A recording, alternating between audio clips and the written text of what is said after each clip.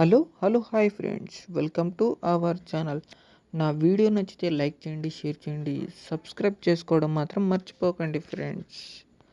Rakshit and Komali Prasad కాంబినేషన్లో వచ్చిన చిత్రం శశివదనే. ఈ మూవీ ఈ నెల 10వ తారీఖున విడుదలైంది.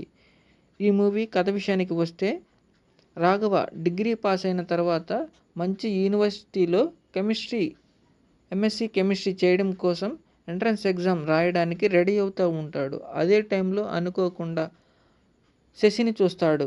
తొలి చూపులోనే ప్రేమిస్తాడు.